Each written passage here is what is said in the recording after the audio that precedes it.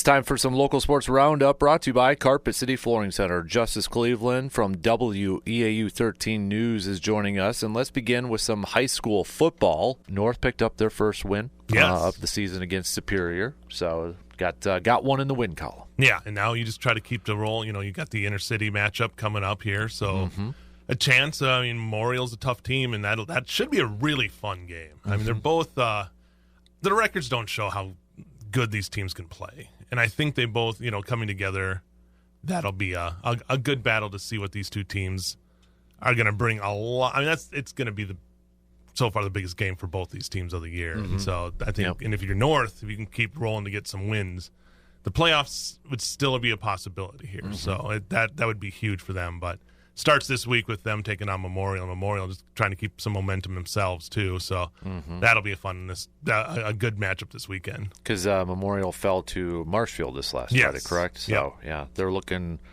for their first win, I believe, too. Yeah, so, and they're offensively, and I mean they show it in spurts, and I think it could, if it all came together, they can get victory. They played tough against Hudson, and were in that game for the first half. They're right there knocking on the door. I think if they can just get a little more consistency, they could get that win. And they obviously, if they can get that first win against North, they would love that. Yeah, no kidding. How about Rice Lake over Menominee? Kind of an impressive win for Rice Lake over Menominee. And that now sets up a three-way tie atop the Big River standings right now. Hudson, Rice Lake, and River Falls all 4-0. Hudson with a big upset. I don't know if it's upset, but a big win against New Richmond. And now falls to 3-1 and was fourth ranked, I believe, in the state. Man, coming into that game. So, yeah, right now that conference is looking tough. And I mean, Rice Lake, they had their back against the wall against Menominee until the second half, and then they just kicked it in.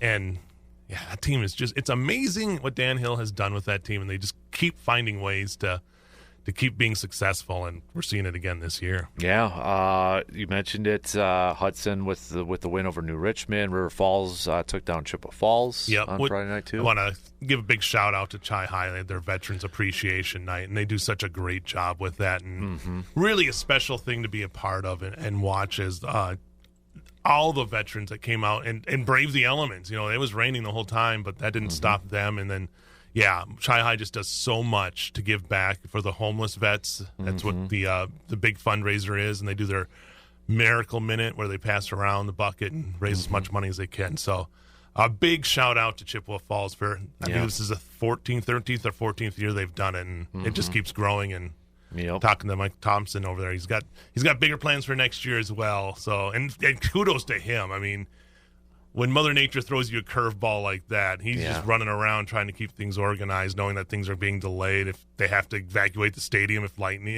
so just, they wish they would have got the win, but still, I think what they did for the vets is a big win. Absolutely. I saw the jerseys they were wearing too. Yeah, I mean, the USA ones, the camo, it's really just really cool. And we got another one coming up at Altoona. It's having their veteran appreciation on Friday as well. So anytime you can get to one of those games and give back, it's not only giving back to the athletes by cheering them, but you're giving back to the veterans by helping out those charities. Exactly. Yeah. I know Brandon was talking a little bit about it on Friday too, and he was explaining all the different, just every year how it's gotten bigger and better. So it's awesome to see. Roxy Rankovich singing God Bless the USA in the national anthem. My goodness, what a voice, and just really just a special moment.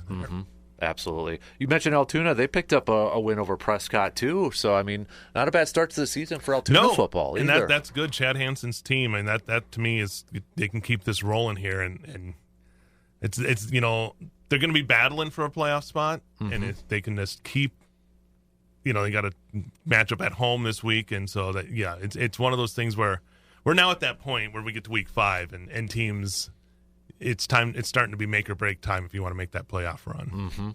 Regis remains undefeated. They picked up another win as well. Mondovi's also undefeated. They picked up a win. Fall Creek picked up a win over Stanley Boyd. So Fall Creek had 2-2. So again, very much like Altoona, they're going to be battling. You're around 500 at this point. It's those final 5 games are going to be big. And Boyd's still undefeated too. Yeah. So you got Regis Durand, Arkansas on Thursday.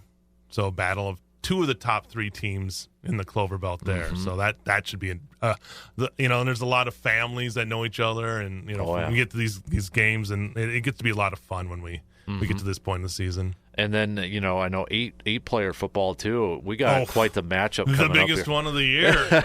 We got number 1 versus number 2, Gilman hosting McDonell.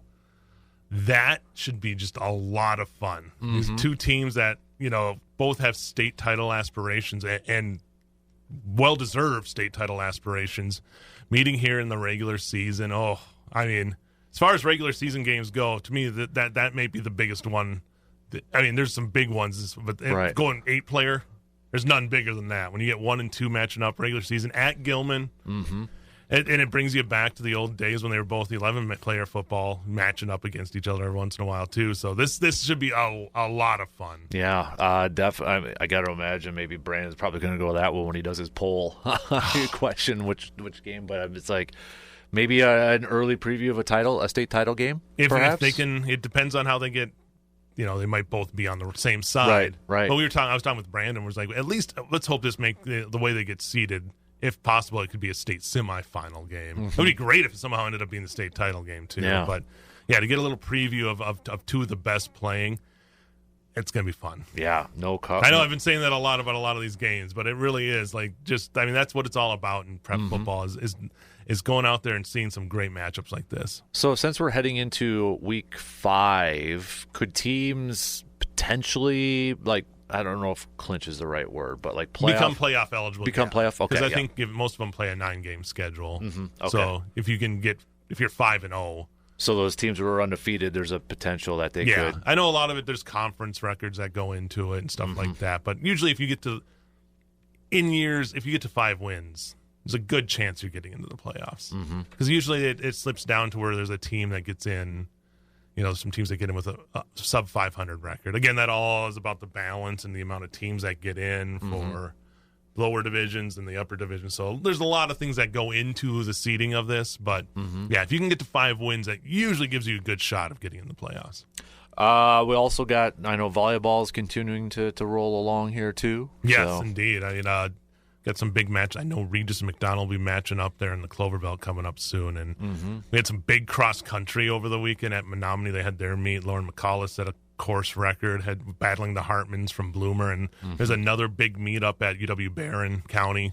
I remember. Or is it UW-Eau Claire, Barron? It's still UW-Barron County for me because that's where I went. And I remember this is the time of, because I remember they have, the lines all over campus when I was a student there. I can picture them. Yep, right now. the course there meet. I've been there a few times. It's a great meet. And so they have that. I believe that's tomorrow. Okay. So it's another big, just a ton of teams that'll be out at that one. I know Bloomer will be there. Menominee will be there. So that should be another big matchup there. As we're getting closer and closer here, as we get closer to October, we get closer to the postseason starting out for some of these sports. So golf, I got to imagine too. Yeah, golf will be soon. Yeah, because their tournament I think is like the 12th of October or something like that. It's okay. It's not an approximate. That's throwing a dartboard at a calendar. But yeah, we're a couple 3-4 weeks away from that. So they'll be wrapping up conference play here soon. We've seen the Kongshogs doing some Kongshog stuff there with some great performances for Colfax Elk Mound, and they have a conference meet coming up today as well. So that's at I believe it's over at Whitetail in Colfax where they were playing. They've been lucky enough to have two home matches there in the last week. But yeah, again, it's getting to that point where it's you start thinking about the postseason. Soccer, I know, is rolling along here too. Tennis, it's just kind of in the thick of everything. Yeah, we are really. And then now we've got the WIAC sports kicking into full gear as well. How about Blue Gold football starting off the season 2-0, going all the way to Ohio to take on Kenyon College this past weekend, and I think an impressive performance offensively and holding them to just 6 points defensively. So beginning the season 2-0. It's a rinse and repeat from the first game, and that's what you would like to see, the consistency, because you never know the first game. Other team might have been off or something like that, but they come out, make a very long road trip to middle of Ohio. Some would say the middle of nowhere. I'm not saying that, but yeah, basically, you're going to a small town. The accommodations not great, and to make that trip, and that's what Rob Erickson said. It's like, how's this team going to bounce back after a long road trip like that? and they came out on fire. Yeah. And now 2-0, first time since 2021, and that's awesome to see. And now see if they can keep that momentum going here. And it would be great for that team to get in the conference play undefeated. Because they got Martin Luther coming up this weekend at Carson Park. So, I mean, kind of have to wonder, there's a potential to start off maybe 3-0. I know Martin Luther, though, is 2-0 to begin the season, and they've been, I mean, they played Lawrence University. They won 33-14.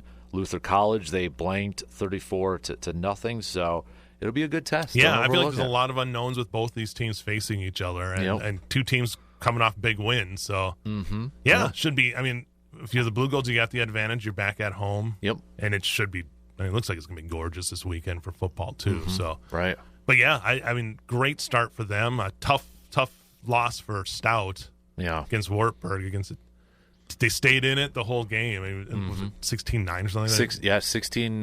16-0, Yeah, sorry. Yeah. But that's a top 10 team, Wartburg. Yeah, they just couldn't get anything going on offense, and then they kept Wartburg, basically, shut them down to 16 points. Right. So I think that Stout team still a lot of potential there, and I think as much as it's a loss and it's a tough loss, you got to take the positives out. We were battling with one of the best in the nation, so you've got a chance to do. Once you get in the conference play, that's what you're doing, right? Week in and week out, right? Exactly. So.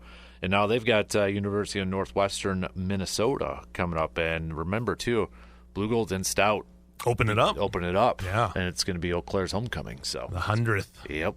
So this is setting up, I think, for being a really entertaining WIAC. I think so. I think lacrosse came out and just blew the doors off their opponent. So them getting a good start. River Falls has been really good as a late, and then you run it down: Oshkosh, Platteville, Whitewater. Throw Stevens Point in there. Yep.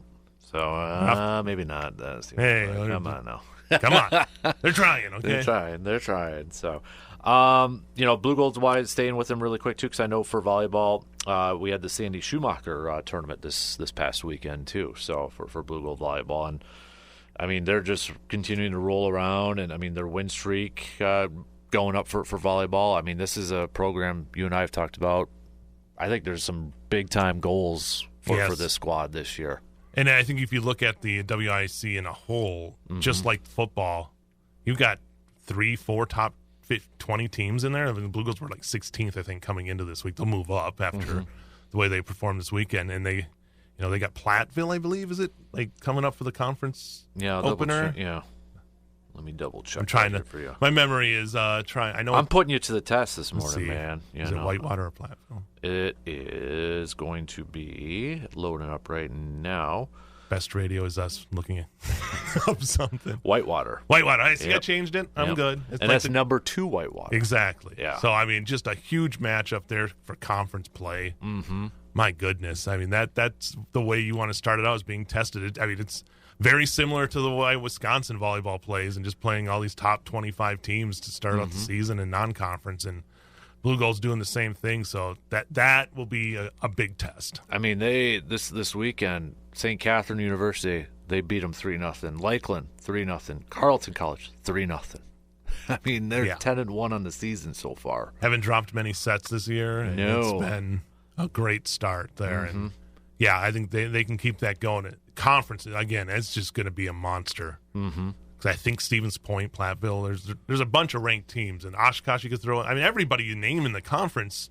Oshkosh is currently ranked 6th right now, so Platteville 13th. Point is receiving votes. So I mean, that's pretty much your whole conference, and just getting half of your conference is getting votes are in the top 25. Even like their Hope College tournament that they're going to in October.